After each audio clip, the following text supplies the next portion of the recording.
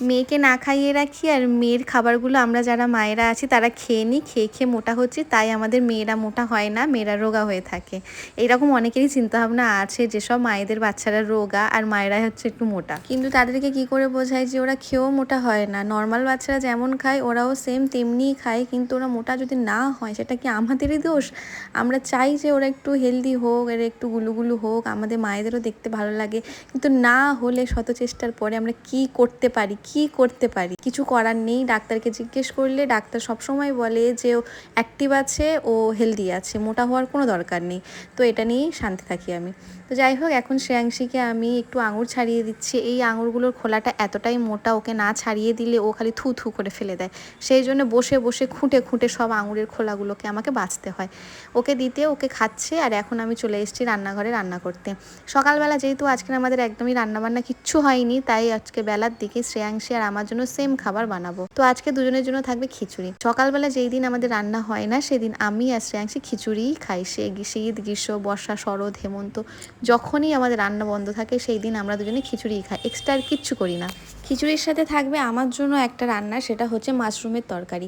মাশরুমের তরকারিটা আমার এত ভালো লাগে সে ছোটো থেকে। আমি যখন গ্রামে থাকি তখন আমাদের বর্ষাকালে আমাদের খড়ের টাল যেখানে দেওয়া হয় সেখানে প্রচুর মাশরুম হয়।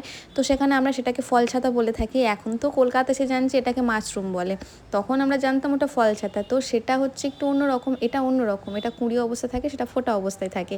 তো সেটা আমরা প্রচুর খেতাম, প্রচুর মানে প্রচুর। আমরা সকালবেলা উঠেই আগে খুঁজতাম কার ধানের টালের মধ্যে এই ফলছাতাগুলো হয়েছে।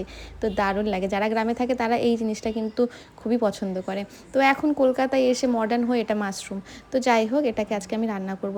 এর মধ্যে পেঁয়াজ কুচি দিয়েছি, এর মধ্যে একটু রসুন দিয়েছি, ব্যাস আর কিচ্ছু দিইনি। পেঁয়াজ আর রসুন দিয়ে এটা ভাজা ভাজা করে নেবো। আর এর মধ্যে মশলা বলতে দেবো একটু জিরে গুঁড়ো, একটু নুন, একটু লঙ্কা গুঁড়ো, ব্যাস আর একটু হলুদ গুঁড়ো। এটা দিয়ে এটাকে ভালো করে ভাজা ভাজা করে নেবো। আর এটা এত দুর্দান্ত খেতে লাগে, যারা খায়নি তারা এর স্বাদ বুঝবে না।